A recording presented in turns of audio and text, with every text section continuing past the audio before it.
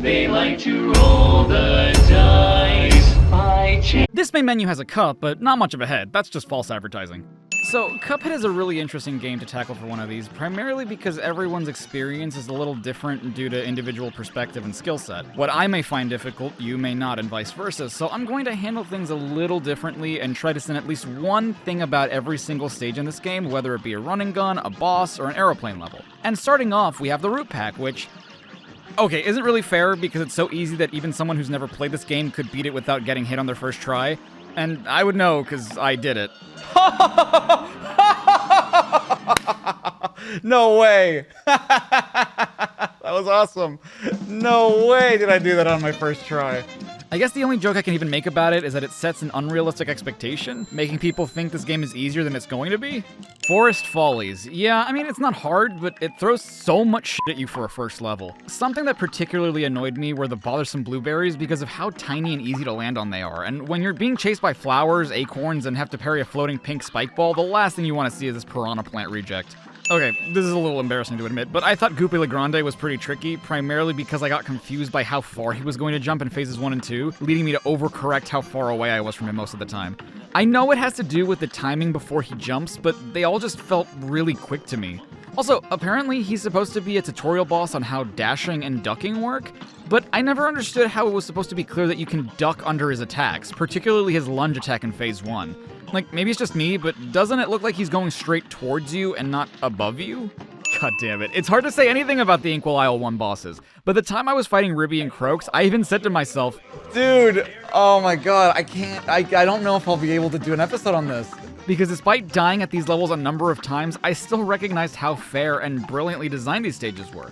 Despite how hard some of these patterns could be to recognize and learn, every mistake felt like my fault. That being said, the first obvious sign of things to come when it came to the RNG with this game came in the appropriate form of the slot machine in Phase 3, where you can get one of 3 combinations.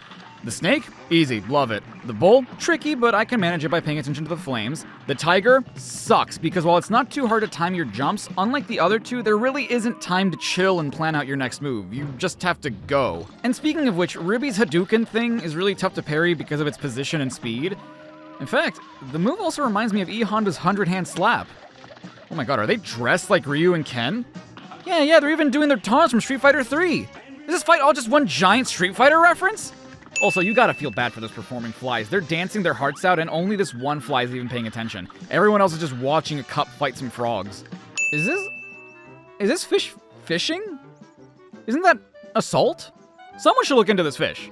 Hildeberg isn't too bad when you actually know how the aeroplane works, but it sucks the first time around because of how unpredictable she can be.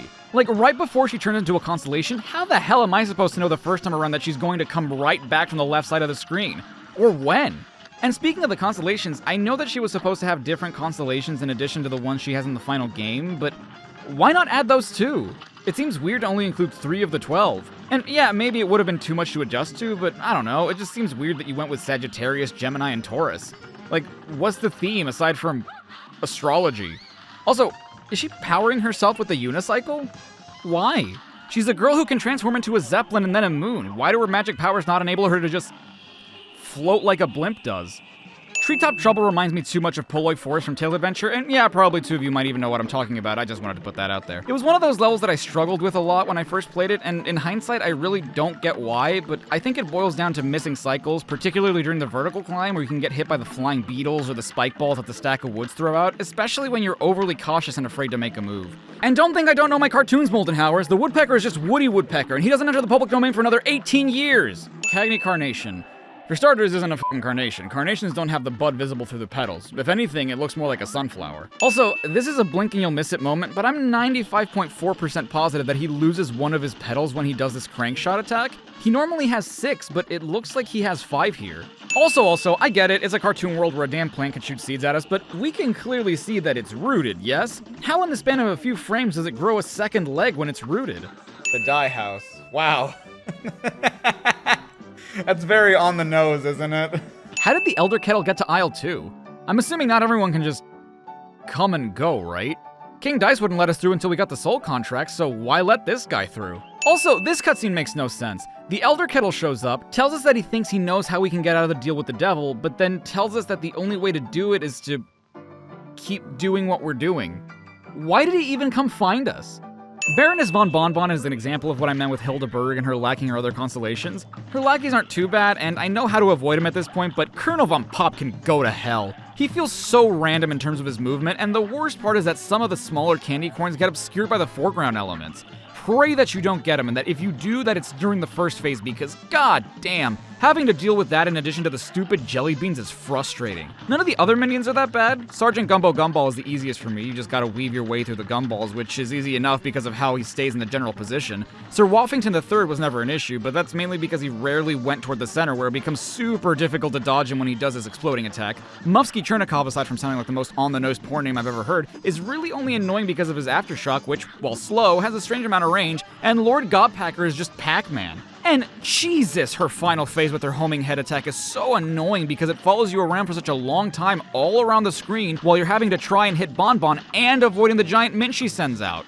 Beppy the Clown is such a jackass. I was struggling with the timing of the car because of its erratic movement coupled with how little space there is between him and the ducks above him, but ultimately it's not the worst part. Then you have to deal with the balloon dogs, which again, not hard, they go down easy, but when you have to dodge the roller coaster by jumping, sometimes they can spawn right where you land. But the most annoying part is his last phase because there is so much visual information on the screen at once, which is the beginning of a very unfortunate trend in this game. I have to pay attention to the moving platforms because if I don't, I could get hit by the 4 penguins he sends out, which each spit out a couple of baseballs at you, all while avoiding the roller coaster from phase 2, which is now faster. Bear in mind, these are just the things you can interact with. Couple all that with Beppy's own spinning animation, the platforms in the background, and the Ferris wheel, and that's so many things moving at once that it's hard to keep track of where you are and what you're avoiding. Also, he calls his steed from phase 3 a horse, but it doesn't neigh or whinny like a horse, it brays like a donkey.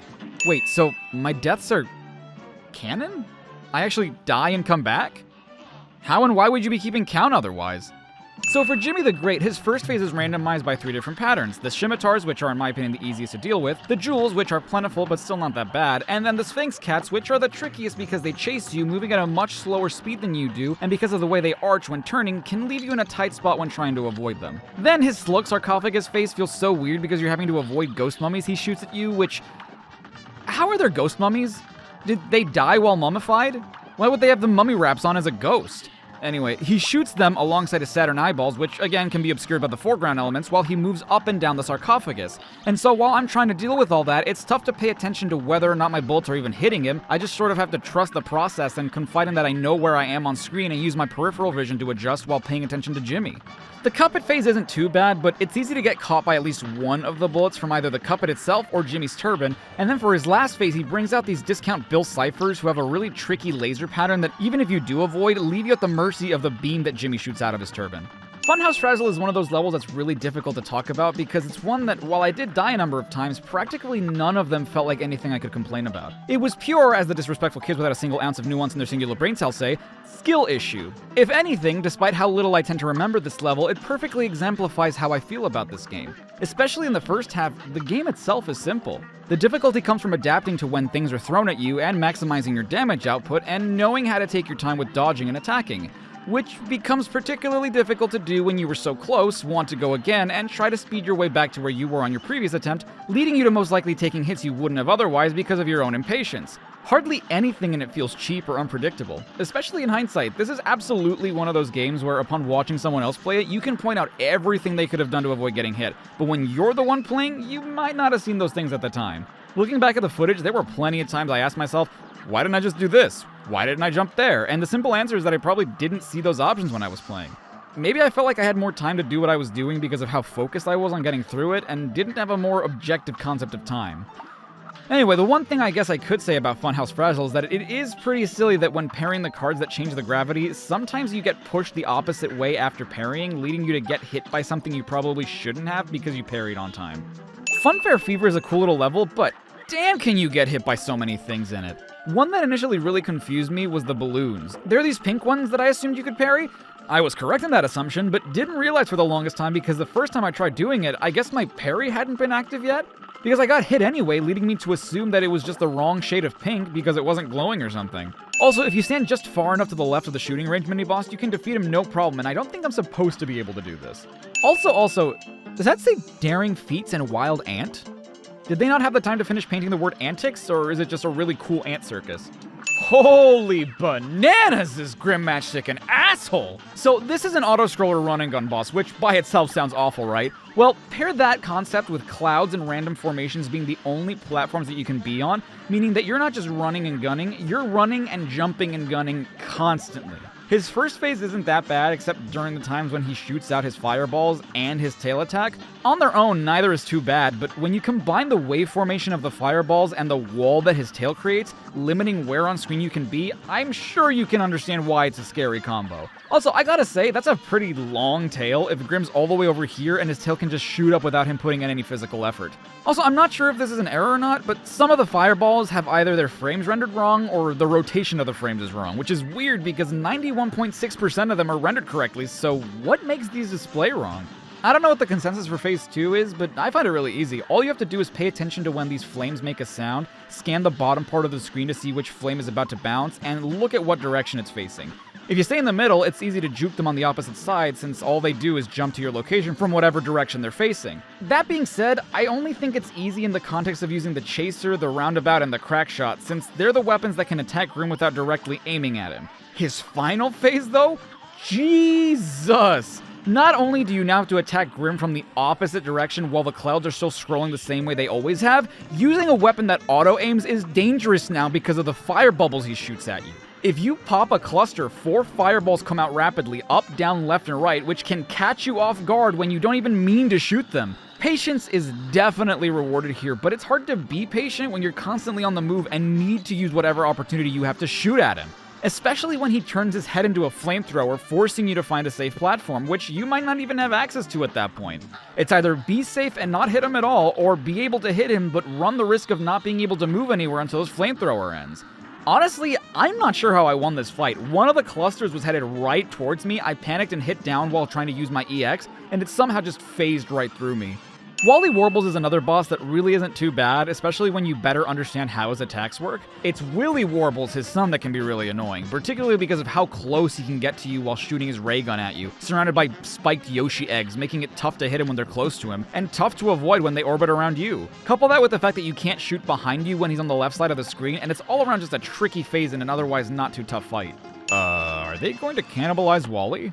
Okay, I'm not proud of this, but Rumor Honey Bottoms can kiss my honey bottom. In this Donkey Kong Country 2 Diddy's Conquest knockoff of Hornet Hole, you have to constantly move vertically while shooting and avoiding the security bee, who moves back and forth horizontally and will regularly shoot out bee bombs which explode in 6 different directions, so you have to pay attention to when that happens, all while making sure you don't get caught at the bottom with the bubbling honey. Oh, and just to add insult to injury, as if that weren't enough things to pay attention to at once, you also have the occasional bee worker who travels across the screen just to get in your way. It's so many things happening at once while having to climb alongside the level, so you don't have much time to, take your time. On top of that, and I understand it's a honeycomb and the platforms you have to climb on aren't that hard to see, but with so much going on at once, couldn't you have made them a slightly more noticeable color than light beige? The rest of the stage is yellow and beige. Then in Phase 2, her spheres aren't bad at all, especially since you can just parry off of them and be relatively safe, but her tetrahedron is so awkward to avoid because of how much bigger it is compared to the spheres, and when the thing you can parry is so much smaller, only shooting out a couple of times. But the one that I couldn't tell you why I struggle with the most is the discount bullet bill phase, the bullet beels, if you will. And I think the reason I struggled a lot with this one was because it was the first level where I really noticed the RNG in this game. Sometimes a security bee will throw a bee bomb sooner, sometimes a worker bee will spawn higher, sometimes the platforms are further apart from each other, making it more difficult for me to land on them when I need to. For her final phase, she turns into an airplane and has razor fists that take up a huge chunk of the screen, which, to be fair, she heavily telegraphs, so it's easy to know what side she's going to go. But speaking of her fists, she's able to send out a couple of them at a time, like rockets, which you then have to weave through while still climbing and avoiding her razor punch. I'm sure you could do this phase without an auto-aim weapon, but why would you ever want to? I feel like the Chaser was the only reason I even beat this fight. Captain Briny Beard isn't that tough. In fact, I wouldn't even say Briny Beard is the boss of Shootin' and Lootin'. No, I think that title should go to his ship. Not only because it's the ship that you fight during the final phase, but because the second his ship starts attacking you, the fight becomes way more difficult, since you now have to pay attention to the bullets that Briny Beard shoots at you, the position of the barrel above you, whatever creature Briny Beard summons and what they do, and the cannon that the ship shoots at you. If you take away even one of those elements, the fight's still decently challenging. It's still a lot of things to pay attention to, but it's that fourth element that can put put you in a really tight situation if they happen to all converge in the same spot. Also, the ship's laser attack is such boosh, because how are you supposed to know what to do the first time around? Clearly you know something's coming, but you can't possibly know how quickly or even what to do during the attack the first time. Perilous Piers is probably the most annoying level for me for purely personal reasons. I don't think I can stress this enough. This is not a difficult level, and yet somehow there is always something that manages to hit me on the way to the end. The only part of this level that I really consider to be tricky is the part with the creepy smiling octopus, because it's an auto-scroller with a single platform that you have to perform parries off of in order to destroy the upcoming icebergs, while dodging shrimp that have randomized arc paths and a clam that shoots pearls at you from the other side. If you fail to pay attention to even one of the things, you will get hit. Twice if you neglect the icebergs. And again, that wouldn't be that big a deal if the rest of the level weren't so randomized. Throughout the first part of the level, you'll encounter fishy flyers that, while easy to avoid, aren't easy to predict in terms of their spawn height, meaning that there were plenty of times I would jump to the right and get hit by one that I didn't know was coming at me. In the next section, you have to deal with Captain Crustacean, who, again, is easy to avoid once you realize that you can stand on these boxes and won't get hit, even though it seems like his hitbox should be bigger. And it's so aggravating because he's just slightly faster than you, so you can't outrun him, and letting him go past you will make sure that he respawns, so it's a matter of picking your own poison, particularly when you have to spend time doing parry jumps during this section, where you'll feel inclined to dash because of the gap in between the bubble stars and the buoy boys. Aside from the octopus section, anything that hits me in this stage feels so annoying to get hit by, because for all intents and purposes, they should be things that are easy to avoid or get rid of by shooting, which then only make the difficult section harder because I have less HP to spare on it.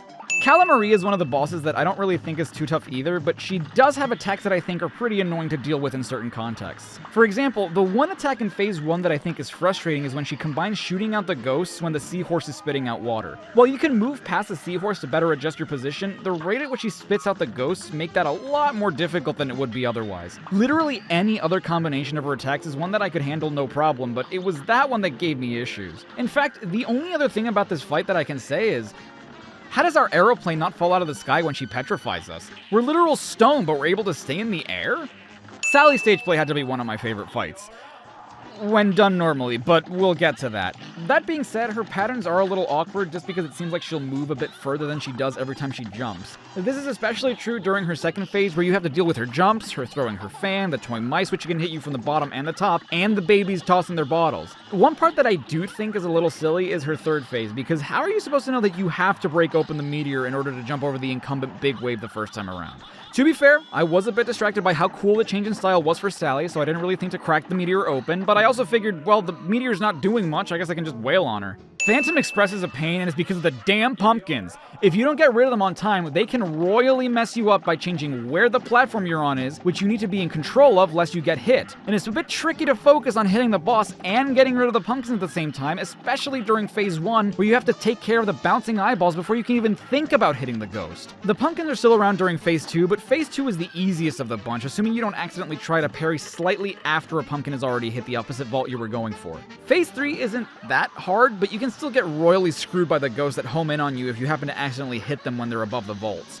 Granted, you can accidentally do it with the pumpkins too, but at least with the pumpkins you'll see it coming. With the ghosts, it's the player's fault 95.8% of the time. And this fight is probably the one that most suffers from the looks easy but can be infuriating for the simplest reasons, and that's especially true of the last phase with the actual train.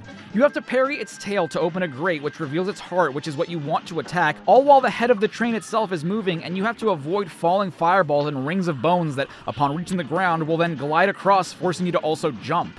And it was only now, while writing this part of the script, that I remembered something about this game, which, depending on how you view it, may or may not be a big deal, but during the grading process at the end of a stage, one of the stipulations the game checks for is how many things you parried. It will award a point for every new thing you parry, so you can't just parry the same enemy or object over and over to get all 3 points. But here's the thing, not everything you can parry counts towards the parry check. For example, in order to beat the Phantom Express, you need to parry the head of the train's tail, and because it's a required parry, it doesn't count towards the parry count. And, like, I get it, but it kinda sucks, especially if there's a certain parry that you're not very good at. Parry. Yeah, the word means nothing to me anymore. Here comes a spooky bunch. Here goes. Why does the announcer in the mausoleum suddenly not sound like the normal announcer? It's not the same cadence, the same voice effect, nothing. Presumably it is the same announcer, right? Because he still says the line that would fall in the regular stages. Is it supposed to be spooky because it's the mausoleum? Verna Vermin is another boss that isn't particularly tough per se, it's just a matter of executing the attacks and dodges at the right time. His cherry bombs in phase 1 can definitely be tricky because of how random they are, but I'd say that the one that gets me the most is phase 2, and it's really just because of how random the bottle caps can be, not giving you enough time to react, and getting to the other side to avoid them can be hard because you can't go above Verna when he's at the top, and he comes down faster than you can get through underneath him. Also, is that a Union Jack flag? Given that this is supposed to take place in 1930, that would put this game after the events of World War I, and if he's German, wouldn't that make him a traitor? Or does he have the flag because he stole it as a trophy of some kind? Would a rat even have been able to participate in the war? Also, Verna is a rat, right? I ask because if you notice, relative to us, he's only like half the size that Grim Matchstick was, and he was a dragon. Either Verna is a colossal-ass rat, or Grim was a gecko with wings. So, at the end of the fight, it's revealed that Verna Vermin was controlling Katzenwagen during the final phase, but that doesn't make any sense because we can clearly see Katzenwagen sneaking around during earlier phases and when he forces his way into the arena. Who was controlling Katzenwagen then? Rugged Ridge, yeah, this one kinda sucks too. The mountain goats may be easy to defeat, but their pickaxe also has a lot of range and it can hit you on the way back. Also, they respawn incredibly shortly after you defeat them. The pyro heads you can hit, but good luck killing one because they have essentially 10,000 hit points, making it kind of pointless to be able to hit them anyway.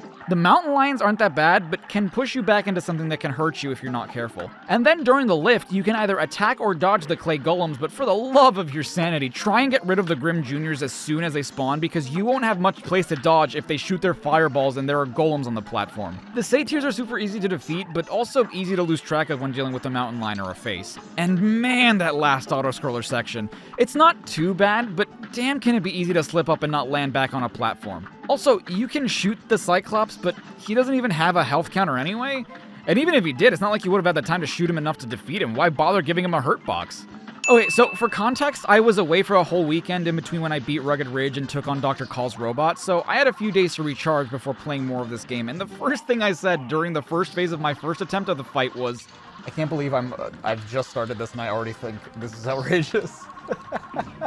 I legitimately had no idea that this was considered to be the hardest boss in the game. My friend Nathan told me it would be a pain in the ass, but I had no idea that this dollar store iron giant would be this annoying. His first phase is a matter of picking your own poison. You have 3 targets, the laser on his head, the opening on his chest, and the vent on his lower torso. You have to get rid of all of them in order to reveal a heart which you then need to destroy in order to advance to the next phase. Sounds simple, right? Well, a couple of things. Getting rid of any one of the targets will replace the attack you got rid of with one that you can't. The laser turns his head into a cannon that fires a spread shot, the gears that come out of his chest with the vertical lasers cause his arms to extend and either pull you in a certain direction with a magnet or try to hit you with both arms while shooting out bullets, and these Galaga motherfuckers will instead change to be homing bombs which, upon being destroyed, will explode with an obnoxious hitbox. It's almost not even worth it to try and get rid of them. But if you don't, they follow you around until they catch you, forcing you into situations that you don't want to be in, and causing you to get hit by things you wouldn't have gotten hit by otherwise. And the best part is that until you destroy the heart, you have to deal with all of those things. The laser, the gears, the rockets, the spread shots, the arms, the homing bombs. I sound like fucking La Loteria, Mexican bingo over here. What I ended up doing was taking out the laser first, even though it's an easy thing to dodge. The problem is that when it fires, it stays on screen for a long enough time for the mini robots that get up in your grill because you're too busy trying to parry the gear. But if you get rid of the gear first, you're probably going to get hit by the laser, but if you get rid of the Galagas first, you get hit by the gears. So I take out the head laser first, try to avoid the spread shots, parry the first laser, take out the chest, try to avoid the Galagas, stick to the bottom left, and take out the lower torso. By then,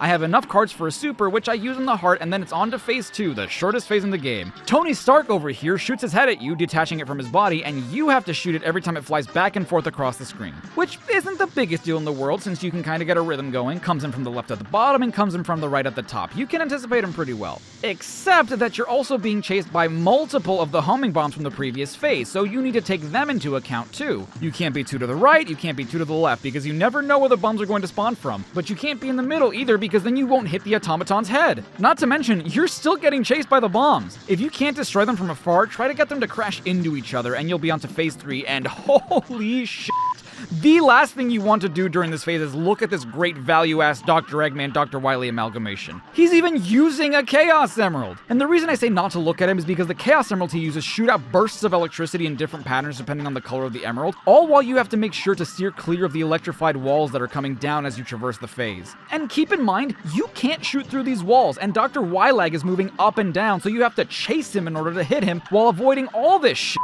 It is ridiculous the number of things you're expected to deal with in this fight.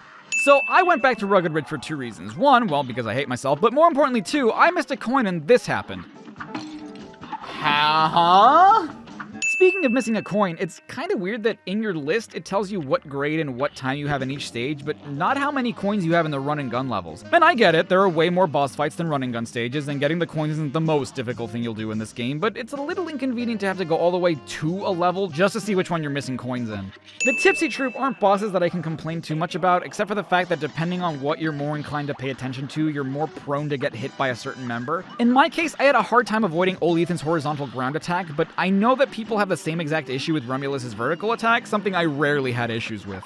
Chip's Bedigan isn't too hard either, but I will say that the one thing that messes me up sometimes is when he's on the left side of the screen and his bottom chips are obscured by the foreground. It's not really my fault I can't see your attack coming when it's hidden from me. Admittedly, I died a couple of times to Mr. Wheezy when I was getting used to this gauntlet, but avoiding him is the easy part. The tricky part of this fight are the fireballs he shoots out, which have patterns that aren't always the easiest to predict.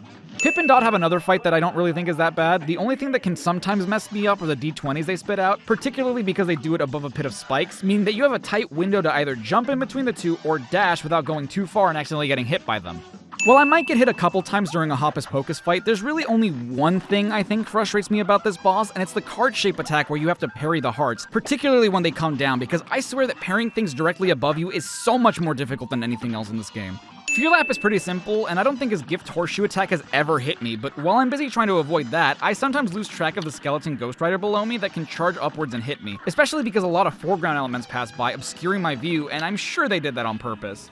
Piruletta was absolutely a boss that I try to steer clear of because of how difficult it is to not get hit by her. She's a pretty big target, but she also moves pretty fast. Traditionally, the only way to avoid her would be to parry the chips in the air and jump over her head, but that's also tricky to do when the chips literally only stay parried for a couple of seconds. The way I was able to get her more consistently was to use a smoke bomb charm to dash through her feet.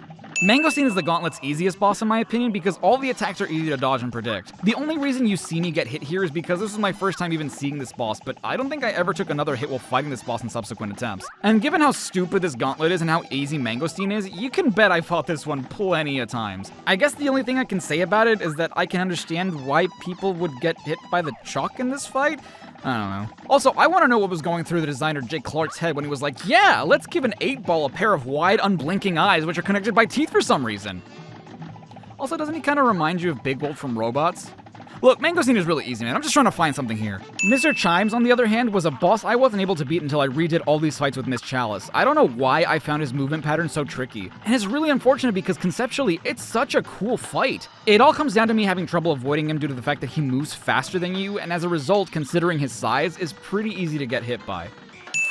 King Dice, dude. It is absurd that I have to do at the minimum 3 of the previous 9 boss fights in order to even have one attempt at fighting him, and if I die, I have to start all over from the beginning of the gauntlet. In any of those fights, I could take a hit, and it wouldn't be the biggest deal in the world, but when it comes to having one less hit point by the time you actually fight King Dice, it can make a world of a difference. And just in case you felt like the fights you just did weren't enough, you have a slim chance to have to start rolling the dice from the beginning of the board anyway. The only way they could have made that more annoying was if they had reset the fights you'd already done, allowing you to be able to fight these bosses again on the same attempt. And you know how you can just tell how annoying this fight is? King Dice has only one attack, and it's to send out this row of cards that you can just barely jump over, which you then have to navigate through while parrying the pink ones, while the row continues moving and then on to the next one until you're safe. Is it impossible? Nope, no, certainly not impossible, but god damn is this the epitome of being way harder than it looks. Especially when you consider that it wouldn't be anybody's first instinct to parry off of the same card multiple times, following the direction that the card is going when you yourself aren't headed there. And if you fuck it up, that's it, you get hit. You could be slightly off center of the moving target. You could have parried just a little early or a little late.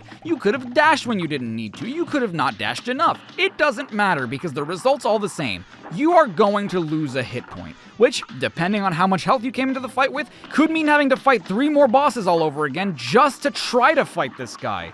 The devil, while nowhere near as bad, can still give you a hard time.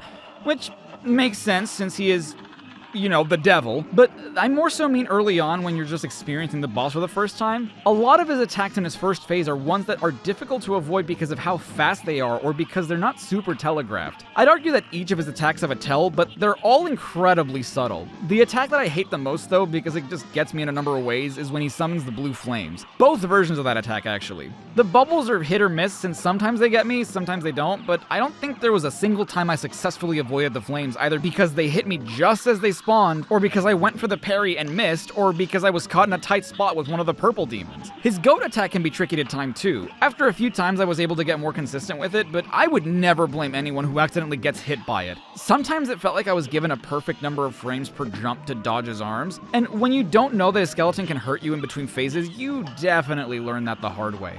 Beyond that, it's not that hard. The only thing that would mess me up sometimes were the spinning axes, and you better hope that you can get rid of his bombs, because while you can stay clear of them from the opposite side of the arena, its explosion is humongous, taking up nearly half the damn screen if you don't parry it. And the last phase can definitely be stressful, especially because he's not even really attacking you anymore. It all falls on you to stay on the platform, avoid the falling chips, which are the size of the platform you're standing on, and don't get hit by the tears. Much like King Dice, the last phase goes down easy, but the lead up to it is where you have to do really well to avoid losing a life. Yeah, all those guys we just spent hours fighting, they're all free now. We have effectively fought them for nothing.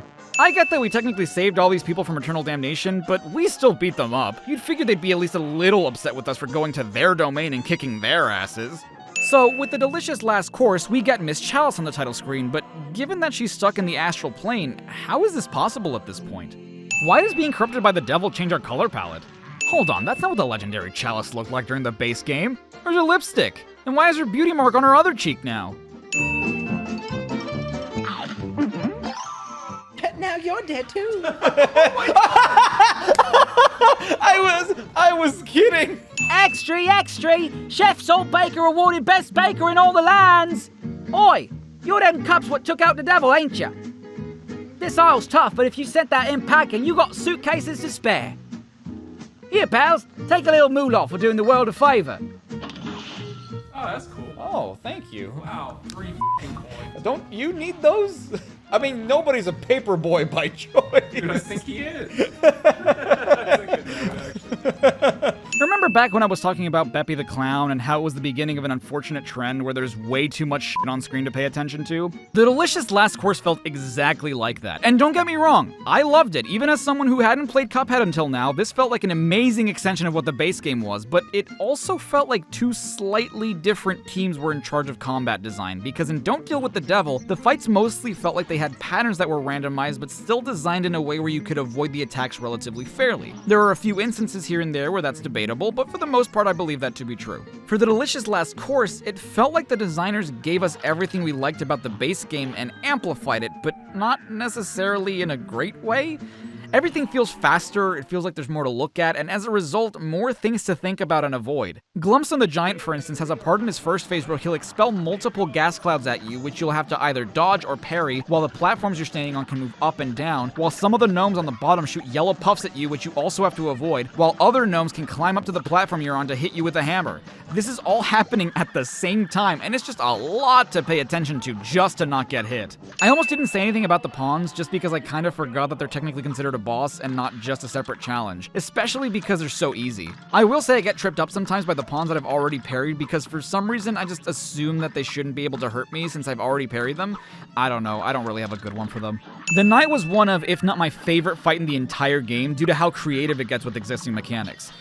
Admittedly, though, it's a little rough to change how the entirety of the game works on me all of a sudden when I've played this game for hours and all the other bosses function somewhat similarly, while this one has a gimmick that isn't entirely clear from the get-go. In every other challenge, I've been able to shoot or parry an enemy pretty directly, and when I haven't, I usually have to wait for an opening and may or may not have to dodge a few projectiles in the meantime. This is the only boss where you have to bait him in order for an opening to present itself. And granted, I understand that it's mostly because it's a parry boss and not a traditional run and gun boss, but during the mausoleums and the fight with the pawns, the enemies always came to you. All the Knight would do would be to make a hand gesture telling me to bring it on, and I'd just be like, well, I would if you didn't have your guard up the whole time. That just seems counterintuitive.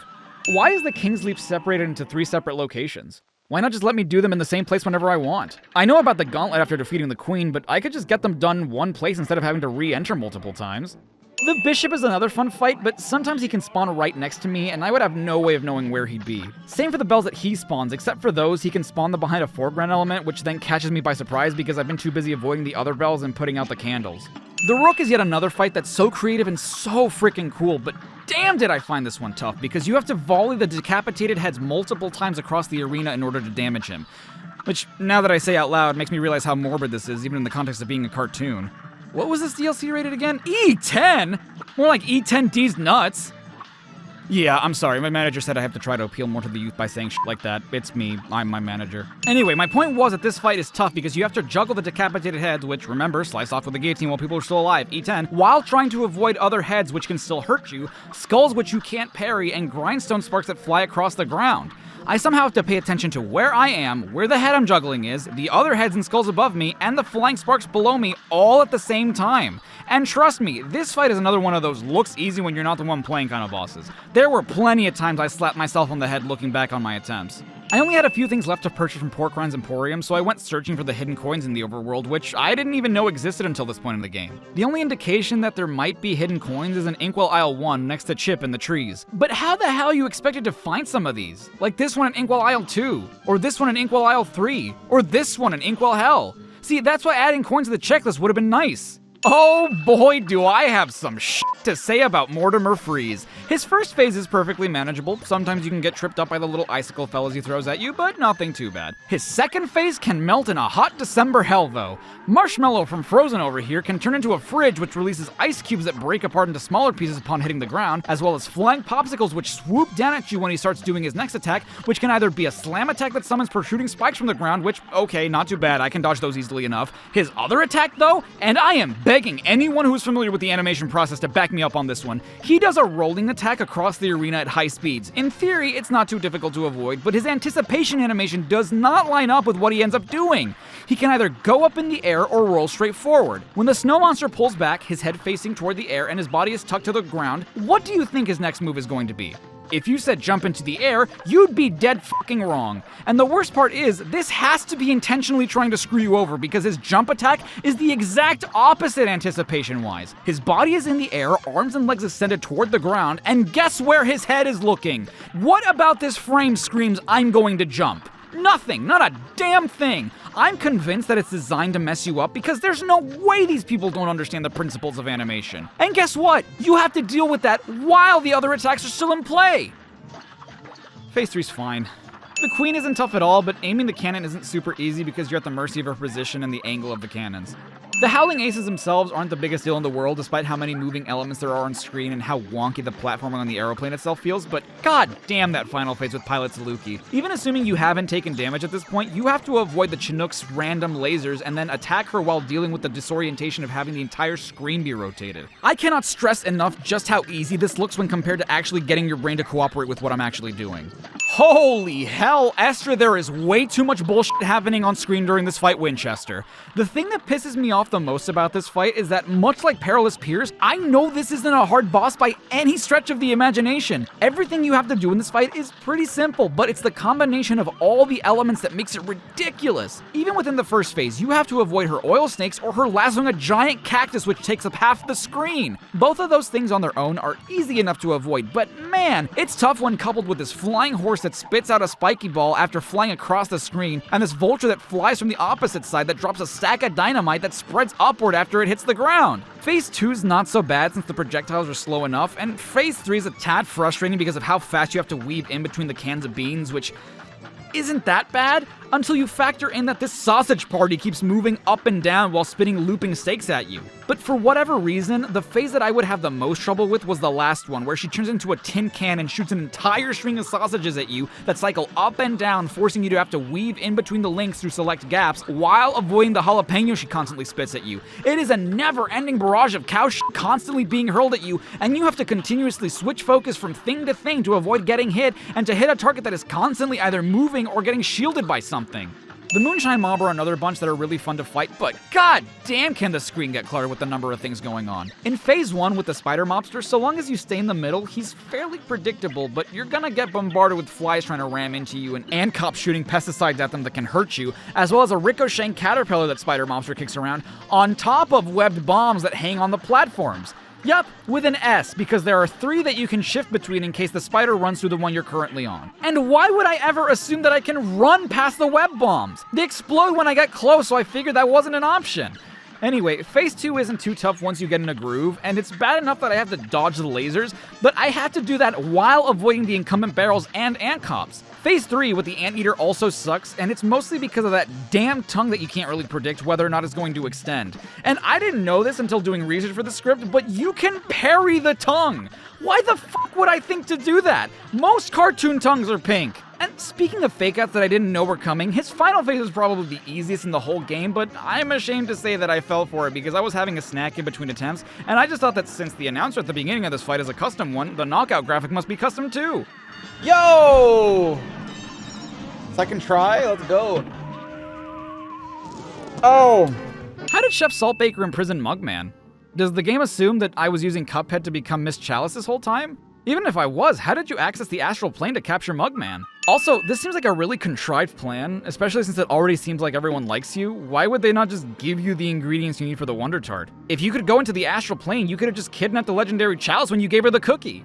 Chef Saltbaker, one last case of fuck me, there's so many things on screen to look at, making it tough to avoid everything. Not impossible, certainly not impossible, but he's got lime wedges, sugar cubes, a flame, animal crackers, strawberries, all the things we collected for him are things he's throwing at us. Which, yes, is cool, but it's still so many things. And that's just his first phase. Phase 2 shouldn't be hard in theory, but it's that damn flame from Phase 1 that stays on screen and can really mess everything up for you while you're trying to hit the pepper shakers and avoid the mint leaves. Phase 3 has you avoiding his salt clones that have a massive hitbox which bounce around while you have to avoid the saw blades on the floor. It's especially maddening because I couldn't tell if I was hitting them half the time because enemies flash white when they take damage in this game. Salt is white, and I can't imagine how annoying the final phase is without a weapon that doesn't have a wide range or homes in on the enemies because you have to constantly climb vertically while dodging his heart without the ability to go on the sides. It's nice that they get to live in harmony, and I'm glad that they seem to have found a way to bring back Miss Chalice from the astral plane, but even if he helped all the denizens of Isle 4, I'd have a really hard time trusting the guy who almost killed our friend just to achieve ultimate power with bringing another one of our friends back to life.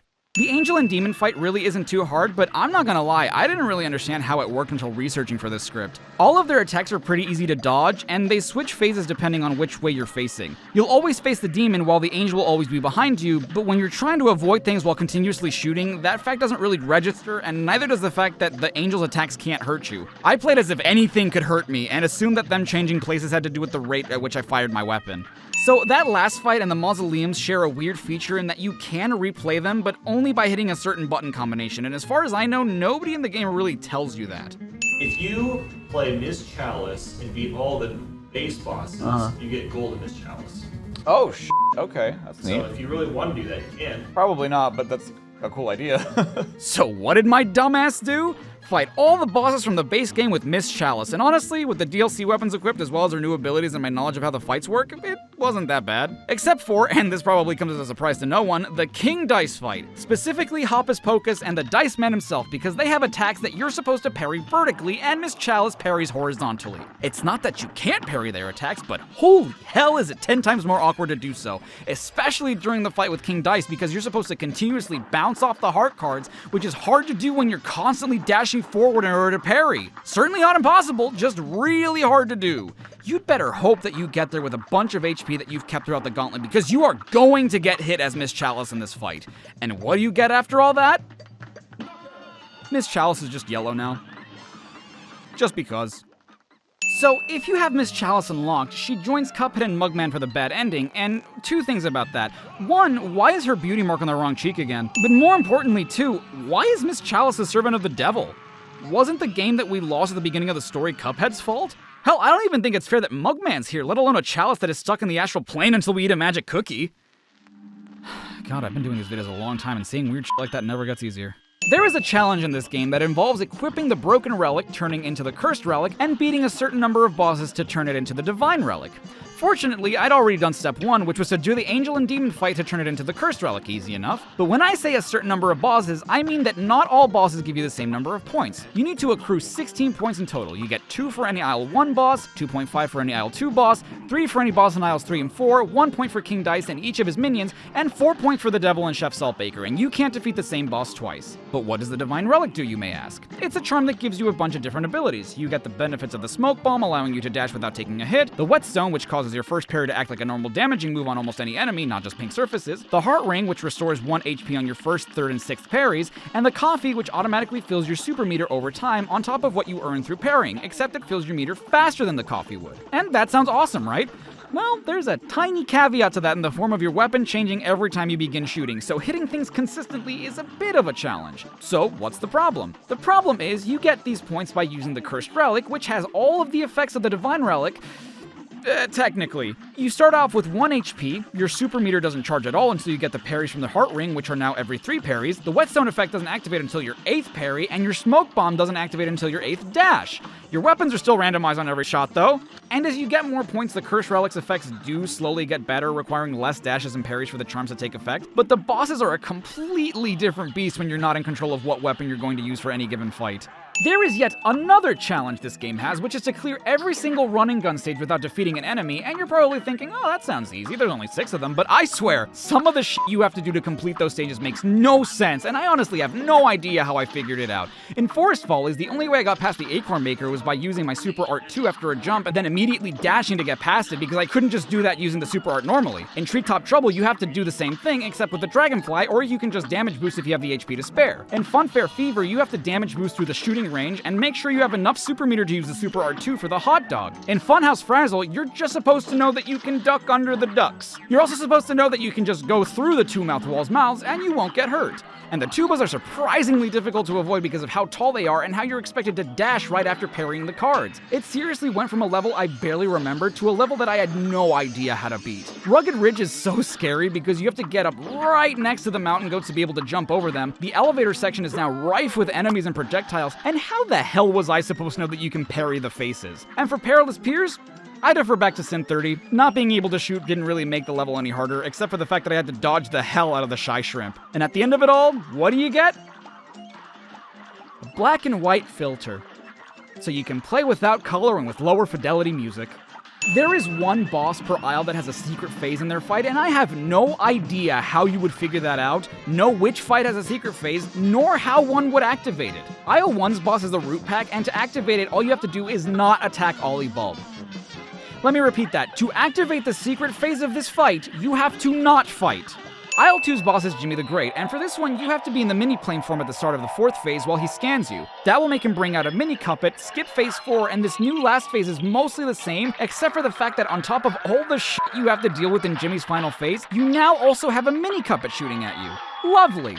Isle 3's boss is Sally Stageplay, and dear fucking god, do you remember how I said she was one of my favorite fights when done normally? Well, buckle up, because I hated even getting to the secret phase in this one. You see those little cherubs at the sides? Yeah, you can jump on them. Why would you know that? I can only reason that you would find this one out by complete accident. And the reason it's so stupid is because you have to wait for Sally to send out a kiss, which will spawn a floating heart that you can parry, but you have to parry it when it's at the height of its float, close enough so that you can land on the cherub and not get knocked off by Sally herself.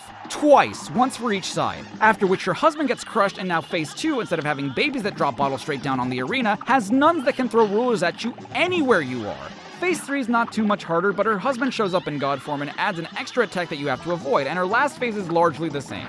You might have noticed that I've been doing the extra challenge with Mugman up until now, and that's because after a while I said f*** it and abused Miss Chalice's double jump to get onto the chairs because that shit was obnoxious. Isle 4's boss is against the Howling Aces, and this one sucks too. During the phase with the Yankee Yippers, you have to damage each one of them enough until their smoke turns a dark gray.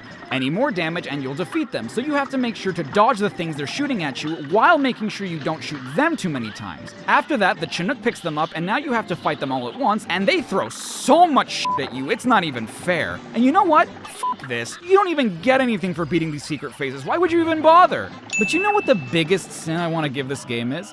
Studio MDHR, you made one of the best tributes to Rubber Hose animation, breathed so much life into every single frame of animation and every single painting you used in this game to give it that authentic look, making this by far one of the most gorgeous to look at video games I've ever seen. And I can't look at it. And maybe this is just because I adore animation with every fiber of my being, but there were so many times I died because I was too distracted by looking at how something was animated. The movements are so fluid, the smears are amazing, and if I pay too much attention to any of it, I fail at your game. There would be times that Nathan and Carl just sat next to me to watch me play because of how enjoyable this game is to look at, and I don't blame them for a second. This took so long to script because, well, for starters, there was a lot to say, but more importantly, I kept watching my footage knowing full well that I knew what I was going to write down, but was so mesmerized by everything I hadn't seen while I was focusing on beating a level or a boss. I know I've said it multiple times at this point, but playing and watching this game are two totally different things. You can play this game, but you won't really be able to watch it, and if you're watching this game, you're probably not playing it.